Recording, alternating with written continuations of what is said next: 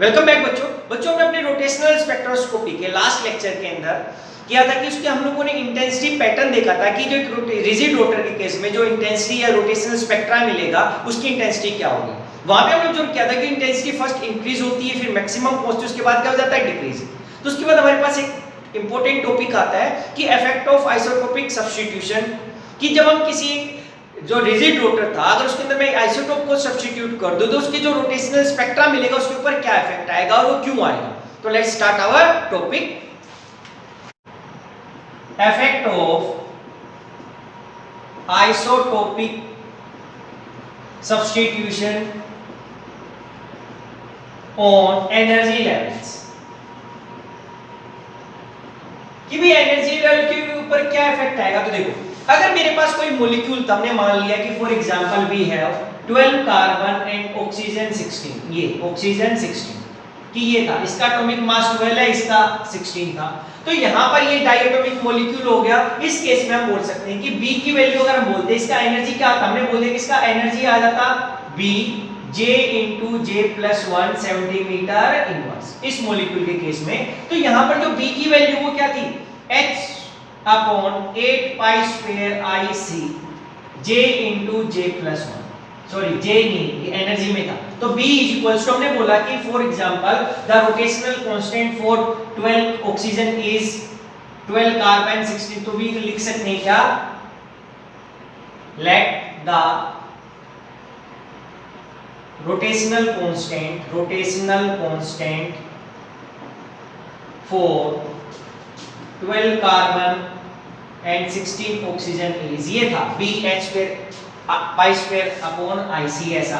और I की value क्या थी, I equals to mu r square, I equals to mu r square. यहां पर क्या था, this is reduced mass, this is reduced मास, और इसकी वैल्यू किसकी इक्वल होती थी, m1 into m2 divided by m1 plus m2, ये होता है बच्चे हमारे पास। r क्या था, डिस्टेंस। मान लिया कि ये डिस्टेंस जो भी इनके वैल्यू में फिक्स है ये r ही था हमारे पास, r ही। अब क्या लिखें, बट इन केस ऑफ अगर हम 13 कार्बन ले लें और 16 ही ऑक्सीजन ले, तो हमने इसको क्या कर दिया, आइसोटोपिक सब्स्टिट्यूशन V से क्या। तो यहां पर जो B डैश हम रिप्रेजेंट करेंगे, the rotational constant is represented by, in case of rotational constant लिख सकते हैं, rotational constant is represented by क्या हो गया, B डैश क्या था, H upon 8 pi square IC। लेकिन देखो यहां पर क्या, I क्या था, रिड्यूस मास। अब यहां पर I की वैल्यू हमें पता है कि यहां पर इसका मास इंक्रीज हो गया है, तो हम लिख सकते हैं I डैश C, क्योंकि ये आइसोटोपिक केस में। Now I dash is greater than I, क्यों हो जाएगा, क्योंकि यहाँ पे मास ऑफ कार्बन 13 है, यहाँ पे मास ऑफ क्या है 12। अगर I की वैल्यू इंक्रीज होगी, तो B डैश की वैल्यू क्या आ जाएगी, देयरफॉर एज हम लिख सकते हैं as value of I increases B decrease. अगर B की डिक्रीज हो जाएगी तो मैं बोल सकता हूँ कि एनर्जी लेवल डिक्रीज हो जाएगी, देयरफॉर ये ऐसा लिख सकते हैं, देयरफॉर एनर्जी डिक्रीजेस। ये ऐसा हो सकता है बच्चे, हमारे पास ये होता है। I की वैल्यू इंक्रीज करेंगे, B की वैल्यू इंक्रीज, I की वैल्यू इंक्रीज करेंगे, B की डिक्रीज, तो एनर्जी डिक्रीज। तो हम क्या लिख सकते हैं, I is greater than I, therefore B is less than, B dash is less than B, कि B डैश की वैल्यू कम हो जाएगी। अगर B कम हो गया या B डैश कम हो गया तो मैं बोल सकता हूं क्या, देयरफॉर एनर्जी स्पेसिंग बिटवीन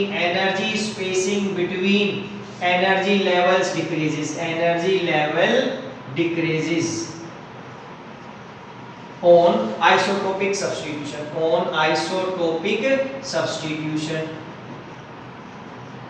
क्यों भाई, क्योंकि एक में V था, इसकी एनर्जी कैसे लिखते हैं हम, यहाँ पे एनर्जी लिखते हैं EJ, इसको डैश लिख देते हैं क्योंकि सब्स्टिट्यूशन तो क्या हो गया, H अपॉन क्या, ये B डैश, तो क्या होगा B डैश into J+1, और ये किसमें था, सेंटीमीटर इनवर्स में, H नहीं J+1 ऐसा। तो B डैश की वैल्यू कम हो गई तो एनर्जी लेवल कम हो गया, एनर्जी कम हो गई तो सभी की डिक्रीज हो जाएगी। तो क्या लिख दिया, energy spacing between energy level decreases on isotopic substitutions, therefore less energy is required for a molecule to go in higher energy level, to go in higher energy state या हायर एनर्जी लेवल। कैसे? देखो इसका हम diagram बना के देखते तो हम ऐसा बना सकते थे बच्चे, ये ऐसा हो गया। देखो हमने लिखा b अपॉन b डैश किसके इक्वल होगा? b की वैल्यू क्या थी? h upon 8 pi square i c divided by h upon 8 pi square i dash c। भाई ऐसा करेंगे तो ये क्या हो जाएगा? i डैश वाला ऊपर चला जाएगा, ये तो कैंसिल आउट हो जाएंगे, h से h 8 पाई स्क्वायर i ये कैंसिल आउट, तो ये क्या हो गया? i dash upon i। तो क्या लिख सकते हैं? देखो b upon b dash equals to i dash upon i। हमें एक ही पता चल जाए, एक रोटेशनल कांस्टेंट देगा और ये i तो हम दोनों का निकाल ही सकते हैं रिड्यूस ये, तो ओवरऑल हमें दूसरा b डैश भी पता चलेगा, उसकी वैल्यू क्या आएगी? कम आएगी। अगर उसकी i की वैल्यू इंक्रीज हो गई है तो उसकी जो b डैश की वैल्यू कम आएगी, अगर i की वैल्यू कम हो गई है तो b डैश की वैल्यू ज्यादा। कैसे? अगर हम एनर्जी लेवल बनाते हैं बच्चे ऐसे दिखाते, देखो ये वाला हमने क्या बोला था कि जो एनर्जी लेवल से हमारे पास बोल दिया कि j इक्वल्स टू, ये j इक्वल्स टू 0 के लिए था, ये j इक्वल्स टू 1 के लिए था, ये j इक्वल्स टू 2 के लिए था, ये j इक्वल्स टू 3 के लिए था। ओवरऑल जो एनर्जी डिफरेंस है सभी के बीच में कितना था? 2b। This is 2b, this is 2b, this is 2b। क्योंकि जो यहाँ पर एनर्जी थी, यहाँ पर एनर्जी कितनी थी हमारे पास? जो ओवरऑल एनर्जी आई थी हमारे पास क्या थी? b into j into j plus 1, तो इसकी एनर्जी कितनी आई थी? 2b आई थी। यहाँ पर जो एनर्जी डिफरेंस आया था वो कितना आया था मेरे पास? 6b आया था। यहाँ पर कितना आया था मेरे पास? 12b आया था। ये एनर्जी थी लेवल्स की, ये जीरो एनर्जी थी, यहाँ पर कोई भी नहीं था, ये एनर्जी डिफरेंस आ गया मेरे पास। अब देखो क्या हुआ, जैसे b की वैल्यू, b डैश की वैल्यू डिक्रीज हो गई, ये मान लिया हम लोगों ने जो ये रोटेशनल जो हमारे पास है, ये किसके केस में? ये 12 कार्बन और 16 ऑक्सीजन के केस में, ये यहाँ तक ऐसा, ये ऐसा था। तो अगर मैं इंक्रीज करता हूं, अगर मैं आइसोटोपिक सब्स्टिट्यूशन करता हूं, कार्बन 13 और 16 ऑक्सीजन या ऑक्सीजन को 18 कर देता, तो क्या होता बच्चे? अब b की वैल्यू डिक्रीज हो गई है कि अगर b की वैल्यू पहले 2 थी और मैंने 1.9 कर दिया, तो ओवरऑल पहले मैं 2 into 2 करता 4 आता, अब 1.9 तो वैल्यू डिक्रीज, तो ये जो वैल्यू है ये थोड़ी सी क्या हो जाएगी? डिक्रीज। ऐसे ये एनर्जी लेवल की वैल्यू डिक्रीज क्यों? क्योंकि मेरे यहाँ पे जो डिफरेंस आएगा बच्चे वो 2 बीटा का आएगा, 2b डैश का आएगा, क्योंकि वो तो फिक्स रहेगा। इसकी भी एनर्जी डिक्रीज हो जाएगी, इस लेवल की भी एनर्जी क्या हो जाएगी? डिक्रीज। अब जो सभी के बीच का डिफरेंस आएगा 2b डैश आएगा। यानी कि अगर हम इंटेंसिटी के लिए जो डायग्राम बनाना था, जो हमारी जो पीक्स का डिफरेंस आता, देखो पहले कितने पे था? ये 0 पे, पहले 2p पे सिग्नल आना था, पहले फिर कितने पे थे? 4b पे, फिर कितने पे आना था? 6b पे, फिर कितने पे आना था? 8b। अब क्या आएगा कि 2b से पहले ये ऐसा आएगा एक हल्का सा, ये क्या है? 2b dash. ये कितना इससे पहले? 4b dash. ये कितना आएगा यहाँ पे डॉटेड वाला? 6b dash. ये क्या आएगा आगे? 8b dash. ऐसा क्यों आ रहा है? क्योंकि b की वैल्यू डिक्रीज होगी, b की वैल्यू डिक्रीज होगी तो अरे तो ये जो इतना था वो डिफरेंस से हो जाएगा, कम हो जाएगा, उससे पहले आने लग जाएगा हमारे पास बच्चे। लेकिन ओवरऑल इन दोनों के बीच का जो डिफरेंस है वो तो 2b डैश रहेगा, लेकिन b की वैल्यू क्या हो गई है? कम हो गई है हमारे पास। ऐसा तो ये हमारे पास आता है इफेक्ट ऑफ आइसोटोपिक सब्स्टिट्यूशन। आ जाए तो हमने एक ही चीज लिखनी है बच्चे इसके अंदर, as in case of isotopic substitution value of i dash increases and the value of i dash increases, value of b decreases या value of b dash decrease. अगर b डैश की वैल्यू डिक्रीज होगी तो जो energy spacing है between energy level वो decrease हो जाएगी, हमें लेस एनर्जी रिक्वायर होगी नीचे से ऊपर जाने के लिए। देखो 0 से 1 में पहले इतनी एनर्जी रिक्वायर्ड थी, अब 2b डैश, b की वैल्यू तो कम ही, तो ओवरऑल एनर्जी भी क्या होगी? कम होगी। और पर्टिकुलर एनर्जी लेवल्स की भी एनर्जी कम हो जाती है, हम बोलेंगे एनर्जी कम होगी तो ओवरऑल जो ट्रांजिशन के लिए एनर्जी वो भी क्या होगी? कम होगी। तो ये हमारे पास आता है effect of isotopic substitution in case of rigid rotor या हम बोलते हैं रिजिड डायटोमिक मॉलिक्यूल। तो बच्चे इसके बाद हमारे पास आता है एप्लीकेशन ऑफ रोटेशनल स्पेक्ट्रोस्कोपी। इस रोटेशन को माइक्रोवेव स्पेक्ट्रोस्कोपी भी बोल सकते हैं, क्योंकि माइक्रोवेव्स होती है हमारे पास जो हम यूज करते हैं रोटेशनल स्पेक्ट्रोस्कोपी में, जिसकी एनर्जी जो रोटेशनल एनर्जी के रिस्पेक्ट में आ जाती है, इक्वल हो जाती है, तभी मेरे पास यानी कि जो मेरा मॉलिक्यूल अगर रोटेट कर रहा है उसको मेरे को हाई एनर्जी लेवल में डालना है, उसको जंप करवाना है, तो उस टाइम पे जो मैं रेडिएशन डालता हूं वो कौन सी रेंज की डालता हूं? माइक्रोवेव एनर्जी की रेडिएशंस डालते हैं। तो यहाँ पे जो सबसे पहले इसकी एप्लीकेशन है वो क्या है? एक एप्लीकेशन हमारे पास determination of bond length of molecules. कि दोनों के बीच में जो मॉलिक्यूल्स की बॉन्ड लेंथ कितनी है। देखो हम क्या करते हैं, we find out value of rotational constant,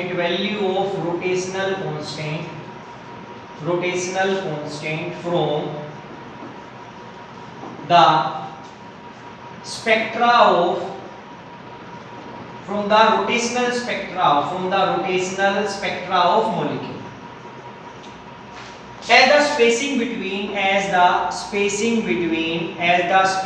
between lines is equals to 2b।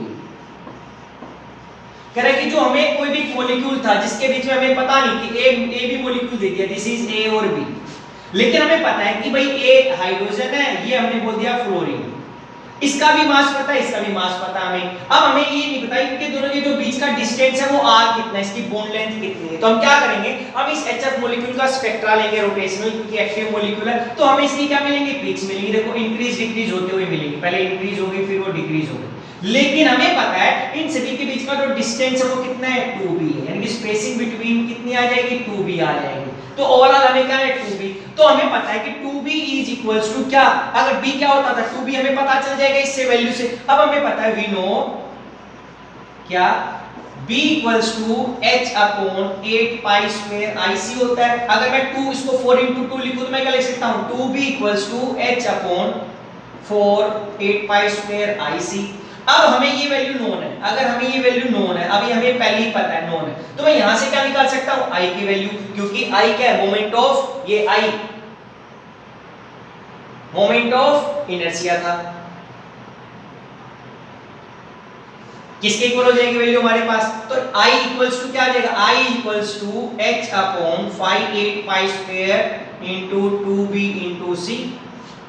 ये वैल्यू हमें पता है, तो I की वैल्यू इसकी इक्वल हो गई। अब देखो अगर हमें I की वैल्यू पता चले तो हम क्या कर सकते हैं, I equals to mu r square. I की वैल्यू हमें मालूम है बच्चे, अब I की वैल्यू अगर हमें मालूम है तो यहां से हम क्या कर सकते हैं, म्यू क्या होता था, m1 into m2 divided by m1 plus m2। अरे ये भी हमें पता है, ये मास हमें पता है, तो ओवरऑल मैं क्या निकाल सकता हूं, तो हम लिख सकते हैं r square is equals to क्या, I अपॉन म्यू, और r is equals to under root I upon mu. तो ओवरऑल हम क्या निकाल सकते हैं, r, यानी कि bond length of a molecule हम निकाल सकते हैं वहां से। अगर हमें ये वैल्यू पता, हम पुटिंग द वैल्यू लिखेंगे, by putting the value of 2b we can find out value of I, and by putting the value of I we can find out, and putting the value of I and reduce mass we can calculate r। तो ये एक application है हमारे पास इसकी rotational spectroscopy की, जिसके हम क्या निकालते हैं, बॉन्ड लेंथ निकालते हैं किसी भी डायटोमिक मॉलिक्यूल का, जो कि रोटेशनल स्पेक्ट्रोस्कोपी देता है, यानी कि जो एक्टिव मॉलिक्यूल है जिसके पास परमानेंट डाइपोल मोमेंट होता है। बच्चे इसके बाद हमारे पास एक आता है नॉन रिजिड रोटर। देखते हैं ये नॉन रिजिड रोटर क्या होता है, नॉन रिजिड रोटर। देखो हमने बच्चे रिजिड रोटर के लिए निकाला था, भी एनर्जी एक्सप्रेशन निकाला, फिर उसका इंटेंसिटी पैटर्न निकाला। तो ये नॉन रिजिड रोटर का क्या मानना था, क्योंकि हमने यहाँ पे अपना एक अजम्पशन किया था कि जो मेरा डायटोमिक मॉलिक्यूल है, अगर हमने ए और बी बोल दिया तो ये ए और बी का जो बॉन्ड है ये फिक्स हो गया, इसकी जो बॉन्ड लेंथ है ये कैसी है, फिक्स्ड है, ये चेंज नहीं हो रही है। अगर ये मॉलिक्यूल को रोटेट करते उसको अंदर हम चेंज नहीं करेंगे, ये फिक्स होती है। अगर उसकी बॉन्ड लेंथ फिक्स हो जाती है, distance between two item fix हो जाता है, उसको हम बोलते हैं रिजिड रोटर। लेकिन एक्चुअली में मिला क्या हम लोगों को, जब हमने ये और जब इस रिजिड रोटर का हम लोगों ने इंटेंसिटी पैटर्न देखा था, तो हमने क्या देखा था कि जो भी हमारे पास जो सेपरेशन आ रहा है, हमारे पास अगर ये 0 था, ये 2b, फिर क्या था 4b, फिर 6b, फिर क्या था 8b। ऐसा क्यों हुआ, क्योंकि मेरे पास 2b के ऊपर एक पीक आई, फिर 4b पे आई, फिर 6b पे आई, फिर 8b पे, यानी कि जो डिस्टेंस था बिटवीन टू सक्सेसिव पीक्स वो कितना था, 2b डिस्टेंस था। क्यों था, क्योंकि जब हमने j इक्वल्स टू 0 के लिए बनाया, j equals to 0, j equals to 1, j equals to 2, j equals to 3, तो बच्चे हम लोगों ने देखा था कि यहाँ पे इसकी एनर्जी 0 होती है। यहाँ पे जो एनर्जी का था j इंटू j प्लस 1, ये था हमारे पास B इंटू जे प्लस 1, ये एनर्जी थी हमारे पास 70 मीटर इनवर्स के अंदर। जब हमने 1 रखा था तो मेरे पास 2B एनर्जी आ गई, फिर ये रखा तो 6B आ गई थी, फिर रखा था 12B। तो हुआ क्या था कि स्टार्टिंग में हमें 2B एनर्जी रिक्वायरमेंट था तो 2B पे सिग्नल, फिर हमें कितने पे 4B पे, तो 4B की एनर्जी पे सिग्नल आया था, फिर कितने पे 6B पे, तो 6B पे, फिर कितना 8B। तो ये जो 2B 4B रिप्रेजेंट क्या कर रहा था, ये कर रहा है अगर J इक्वल टू 0 से वो J इक्वल टू 1 पे जाएगा, यहां पे J इक्वल टू 1 से J इक्वल टू 2 पे जाता, यहां पर J इक्वल्स टू 3 से J इक्वल्स टू किस पे जाता, 4 के ऊपर आता। तो यहां पे हमारे पास ऐसे पीक आ रही थी हमारे पास। तो क्या देखा कि जैसे जैसे J की वैल्यू मेरी इंक्रीज होगी, फाइनली हमने ऑब्जर्व किया कि जो ये डिफरेंस था ये 2B डिक्रीज होने लग गया था, कि ये नॉर्मल हमने जो देखा कि 2B आना चाहिए था, लेकिन एक्चुअली में 2B नहीं मिला। वो क्या मिला, जैसे जैसे J की वैल्यू इंक्रीज होने लग गई, जो डिस्टेंस बिटवीन सक्सेसिव पीक जो हमने 2B बोला था वो डिक्रीज होने लग गया। ये कांस्टेंट रहना था लेकिन ये कांस्टेंट नहीं मिला। तो हम क्या लिख सकते हैं यहाँ पे, इसका क्या रीजन था, तो हमने क्या देखा, इन एक्चुअली, या हम लिख सकते हैं actually the separation between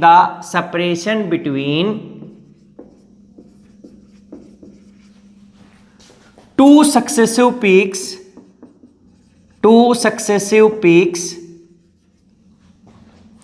that is 2B decreases as the value of J increases।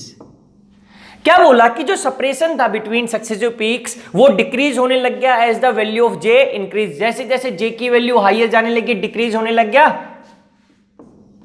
As a result of which हम बोल सकते हैं कि जो हमारी जो बोन लेंथ थी, या हम क्या बोल सकते हैं, as a result of which bone length increase in J value. ऐसा क्यों बोला, देखो हमने इंक्रीज या डिक्रीज क्या बोलेंगे, देखो हमने बोला था कि जो हमारा एनर्जी था वो एनर्जी के रिस्पेक्टिव जो हमने देखा B की वैल्यू क्या थी, B equals to H/8 IC था। I की वैल्यू क्या हो गई, I is equals to μr²। अब ये बोला कि B की वैल्यू डिक्रीज होने लगी, अगर B की वैल्यू क्या होने लगी, डिक्रीज होगी, अगर B की वैल्यू डिक्रीज होगी तो मैं R के रिस्पेक्ट में देख रहा था बोन लेंथ के ऊपर, ये बोन लेंथ, तो ये डिक्रीज कब होने लगेगा, जब I की वैल्यू इंक्रीज होने लगेगी। I की वैल्यू इंक्रीज कब हो सकती है, आइदर डाइपोल जो हमारा डाइपोल मोमेंट वो चेंज हो, या आर की वैल्यू इंक्रीज। कह रहे ये तो मेरे पास मॉलिक्यूल में फिक्स हो गया मेरे पास, अब यहां पर अरे ये फिक्स ही था मेरे मॉलिक्यूल के लिए, जब वो रोटेट कर रहा था चेंज हो रहा था, उसकी चेंज होने की वजह से जो उसकी फ्रीक्वेंसी थी और इलेक्ट्रोमैग्नेटिक की फ्रीक्वेंसी को आया था तब सिग्नल आया था। तो कह रहा है कि यहां पर मेरे पास आई इंक्रीज हो रहा है, क्यों, क्योंकि जैसे जैसे मेरी जे की वैल्यू इंक्रीज हो रही है वो स्पीड से रोटेट करेगा, तो कह रहा है उसका आर इंक्रीज हो जाता है। अगर ये आर इंक्रीज हो गया तो मेरा ओवरऑल क्या हो जाएगा, ये आई इंक्रीज हो जाएगा। अगर आई इंक्रीज हो गया तो बी की वैल्यू क्या होने लग जाएगी, डिक्रीज। तो ये लिखा है अगर बी की वैल्यू डिक्रीज होने लग गई धीरे धीरे तो ओवरऑल जो 2b की वैल्यू का डिस्टेंस है वो क्या होने लग जाएगा, कम होने लग जाएगा। पहले 2b था लेकिन b की वैल्यू बाद में, अगर ये पहले b की वैल्यू मान लिया कि 2 थी, यहां पे भी 2 था, यहां पे भी 2 था, लेकिन फिर 1.9 हो गया, 1.99 हो गया, तो इसका मतलब जो b की value finally higher j value पे डिक्रीज हो जाएगी। डिक्रीज होगी तो जो डिस्टेंस था वो डिक्रीज हो जाएगा पिक्स का। वो इसका रीजन ये लिख दिया कि हमारे पास r की वैल्यू इंक्रीज होने लग जाती है। वो क्यों होने लग जाती है, अगर हम एक एग्जांपल देखते हैं, क्या अगर HF एक मॉलिक्यूल था तो जब हम J = 1 का मतलब वो लोअर एनर्जी लेवल में था और उसकी जो रोटेशन की स्पीड थी, अगर वो रोटेट कर रहा था तो उसकी रोटेशन की स्पीड कम थी। स्पीड का मतलब उसकी फ्रीक्वेंसी क्या होता है कि वो 1 सेकंड में कितनी बार रोटेट करता है। अगर J = 1 पे जब देखा तो इसकी जो R की वैल्यू आई, जब हमने B की वैल्यू निकाली, इसकी B की वैल्यू आ रखी थी, B की वैल्यू पुटअप की, जब हमने इसको सोल्व किया, जब बोन लेंथ के लिए हमने इसका देखा था एप्लीकेशन रोटेशनल के अंदर हम R कैसे निकाल सकते हैं, तो R बोन लेंथ निकाले तो इसकी वैल्यू आई 0.093 नैनोमीटर, ये वैल्यू आई थी बच्चे। लेकिन जब SEHF का J = 5 हायर एनर्जी लेवल में देखा तो इसकी वैल्यू आ गई 0.094 नैनोमीटर। अरे ये इंक्रीज हो गई, बोन लेंथ पहले 093 था, ये 0.094 हो गया। इसका मतलब क्या हो गया, जैसे जैसे मेरी J की वैल्यू इंक्रीज हुई है मेरी R की वैल्यू इंक्रीज हो गई, और R की वैल्यू इंक्रीज होगी, इसका मतलब R की वैल्यू इंक्रीज होगी डिनोमिनेटर, तो B की वैल्यू क्या होने लग जाएगी, डिक्रीज। तो इसका रीजन क्या लिखा अगर हमारे एग्जाम में आता है तो ये तो लिखेंगे नॉन डिजिट रोटर के अंदर। तो हमने क्या बोला कि जो अजम्पशन था हमारा क्या, this is because of our assumption of A rigid bond is an approximation. Approximation का मतलब क्या है कि ये जो हमने अपना रिजिड बॉन्ड माना था वो एक अप्रोक्सीमेशन था, वो जो हमने माना कि एक्चुअली वो करेक्ट नहीं था, उसको हमने मान के चला था कि वो एक फिक्स होता है, लेकिन एक्चुअली में वो फिक्स नहीं था। तो ये किसके लिए आया कि भाई ये बॉन्ड लेंथ इंक्रीज हो गई, क्यों हो गई? क्योंकि इसने बोला कि जो हमारा अजम्पशन था फिर रिजिड बॉन्ड वो क्या था? अप्रोक्सीमेशन। ऐसा क्यों हुआ भाई? ये अप्रोक्सीमेशन क्यों है? तो हम यहां पर लिख सकते हैं क्योंकि in reality all bonds are elastic to some extent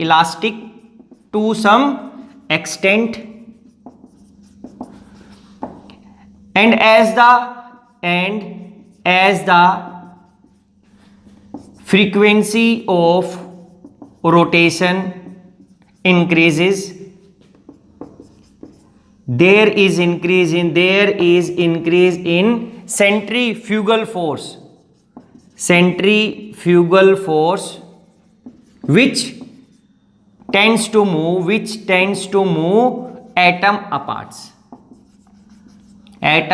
molecules apart, as a result of which bond length increases।